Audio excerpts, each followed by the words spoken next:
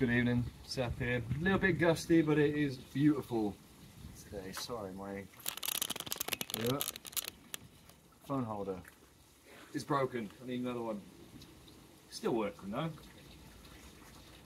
Yeah, so I'm at a good stage on my bow making. So this would be a good time to come out, fire some arrows, and do a wee video. Why not? Take you to the point where I am. So, you found yourself a U-log. A U-log with a particularly nice face here to knock over your arrows. Still there. And then you took your log and you scraped it a whole bunch.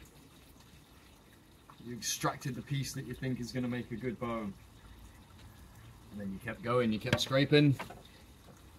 You found the center of your stick, and then you found an inch to an inch and a half off the end of your stick, and you kept scraping. Same amount on either side of your stick, until you found that you could attach a string with the grooves that you grooved in there, that you dremeled in. So it should be at this point a strong, braced bow. So at that point, you can start pulling on it. Let them out at first, it's not going to give you much. Of course, you keep scraping, and you scrape and scrape, and it pulls a little bit more. Feel the back, it pulls a bit more. You keep scraping, it pulls more again. Now this one was almost at full draw. I mean, it feels like it could. This is where you realise bow making is very intuitive. You get a feel, a literal feel for the piece of wood that you're working with. I'm a little bit gun shy because I've broken some bows lately. So I'm keen not to rush this one.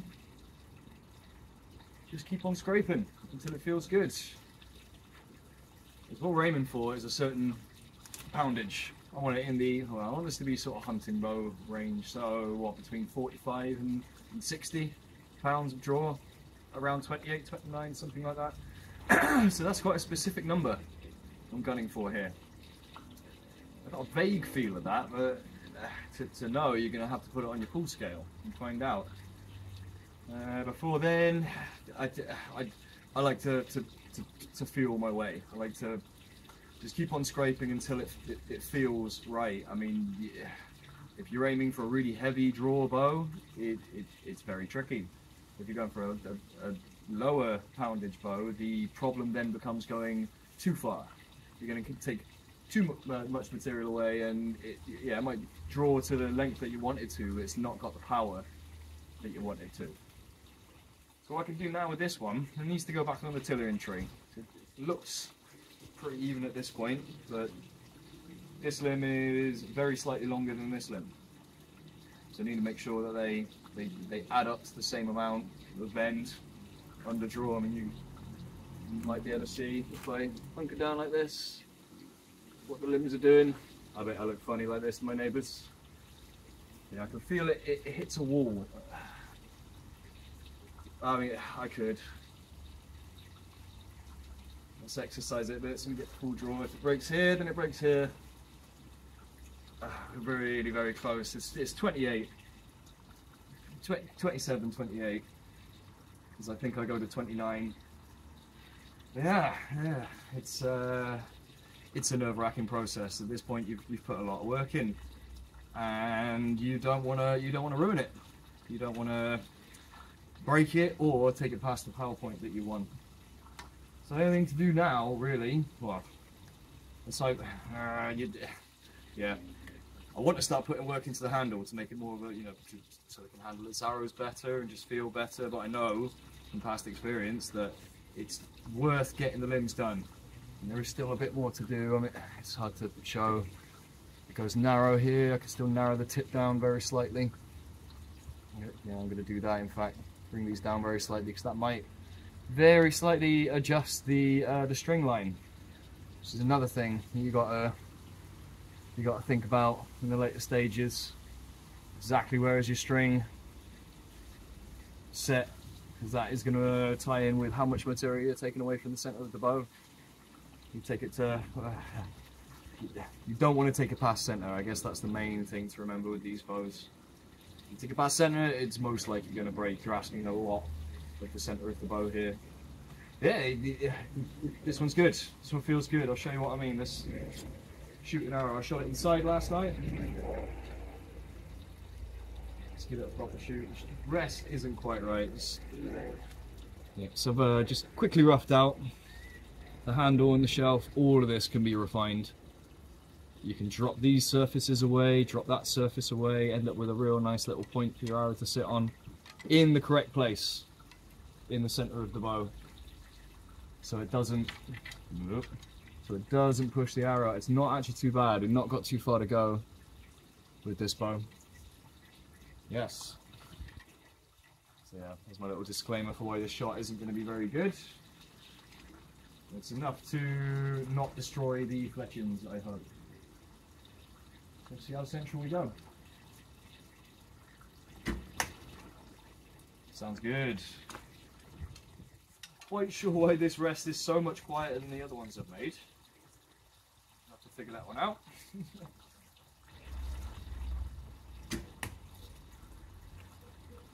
That was central. That was good. I did hit myself in the face ever so slightly. It's not on my full draw. That's not bad. And then we've got about an inch to go. I think about 29 to here. Might be slightly less going underneath my nose, which might be the way to do it with the 60. I mean, this is a 60-inch bow. How long's this next stake going to be? That is going to be longer than 60. That's probably going to be a 64. Drawing to my length, 29 inches. I think it's asking quite a lot, but it can be done because it's almost there, and I've got a lot of material that can still come away here and here to give me that last inch or two of nice comfy draw before it hits the wall. The wall, you'll feel that. Yeah, that's it's something you'll feel. See, you'll feel it resisting, but then you feel that it could resist but also bend sort of past the level, and you'll hit a point where it just goes, no, that's not going anywhere, and you're running the risk of breaking it then. So the wall is part of that intuitive process of just getting a really good feel for the particular piece of wood that you're working with. Yeah, then with the tiller tree, you use your tiller tree and look at it like this. Your inches of draw is amount of material that you could take away to sort out the balance between the two limbs. So each time you're taking the material away, you're going to increase the draw. You take the power down and increase the draw at the same time. So you've only got a limited amount of material to do that with. So now that I've only got an inch or two to go in the draw process, I've got to be really very careful. I've got to get it on my tillering tree and pull it to its various lengths, hold it there, and mark where I think material needs to come away. I think, well, I can just look at it here. We've got these knuckles left over from knots. So I imagine these could go down a little bit more. Yeah, I can see it here. It's still a little bit thick here. I'll increase the bend from there to there. Maybe even a little bit here before the tip. Be there. Yeah, it goes a little bit narrow here as well, so I can probably get rid of just a tiny amount of here. And of course with a bit of knot there, and of course the wedges. Yeah, I want to leave the tips more or less as they are, unless the tiller tree tells me really very much otherwise. I like the tips nice and strong. We've got plenty of material here that we can get rid of to give us the last 2 inches, so leave those tips alone. So we are going to do tip overlays on there as well, which means, well, yeah, we're going to have to take away a little bit to get them nice and flat, put some antler or bone or some other wood on there or something, and on the back as well. I like to do a tip underlay. It just looks pretty. You do it the same material that you do the shelf with, and it ties it together really nicely. The design choices, that's down to everyone. You're going to like what you like. Yeah, I'm still torn. All my other bows, I've done a sheet of brass and then a different wood for the shelf. I may well leave this as just one molded shelf, since the handle is fully molded as well. I guess the other option is take this out, put a piece of brass in there, and use another piece of yew back in there as the as the shelf material. Like I say, these are the endless variations that you can do on these bows, and what makes them such a really very good project. Let's find my wooden arrow as well, since I'm here. Bit of hazel off of a yew Selfbow. Righteous. My ancestors would be proud.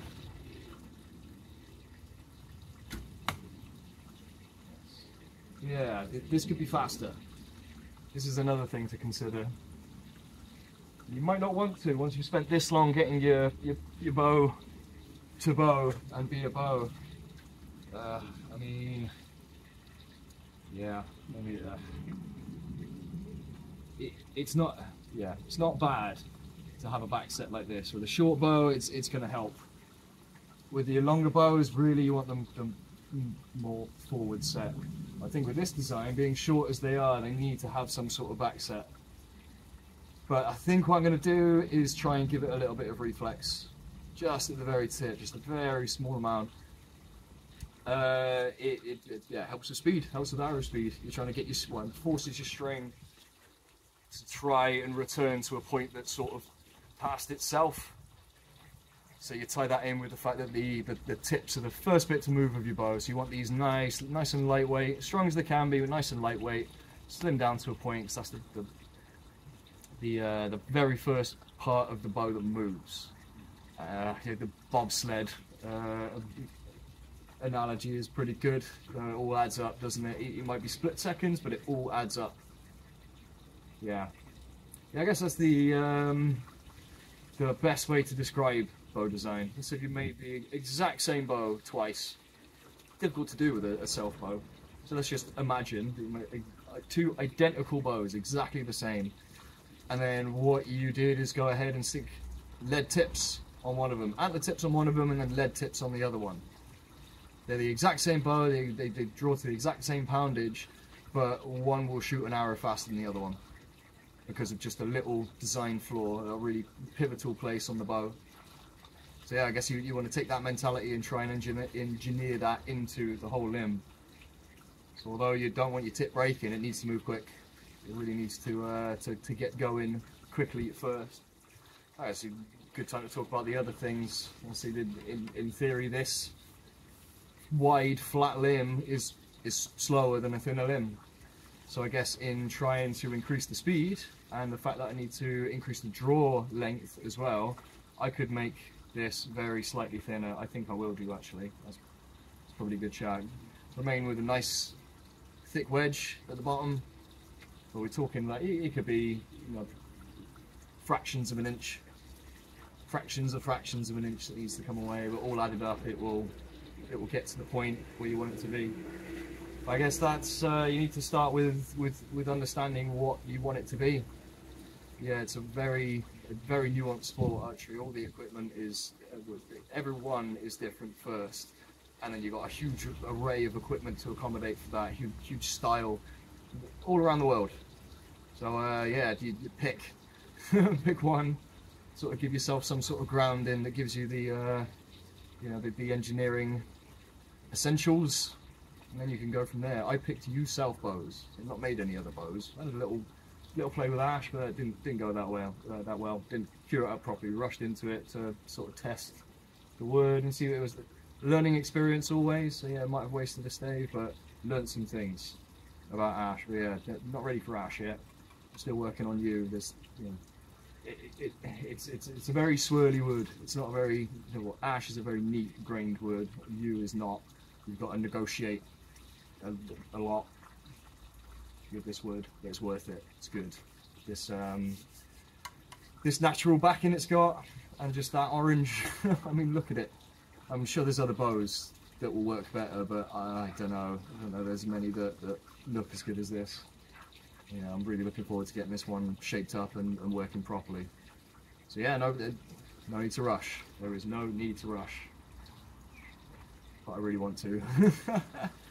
Yeah, well, yeah, thanks for listening to my ramblings on this lovely day. I'm going to restring this bow and go and get those arrows back. And then get this to a point where I can call the limbs finished. Because once I've done that, I can then put all my attention into the handle and get it all shaped up and looking looking proper and working as a bow should. Yeah, a good few hours working in this area here to make sure that the arrows take off exactly like they're supposed to. I don't know. Leave the shelf like this or put in a fancy bit of wood. I don't know. It might save some effort, you know, moulding it up. We'll see. We'll see how I feel. Go look at my other bows. See how this one performs with this. That's probably the way around to do it. When you're doing this process, it's a case of sort of stacking everything in the right order. You don't want to get ahead of yourself with certain things, or like create situations that you can't undo. And this would be one of them. So right now the wood's there. I could take it away if I want to. Putting material back in is much harder than taking it away. So yeah, no need to rush. Let's keep on shooting. It needs to fire a whole bunch of arrows to make sure that it's, you know, 100 arrows, to make sure that it's actually working solidly as a bow.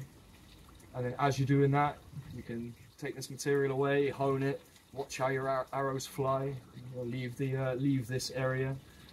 Yeah, that was something else I want to mention, but I'll leave that for another video, is how then technique will tie into refining the bow and make sure that it's, you know, it's you, not the bow, or the bow, not you.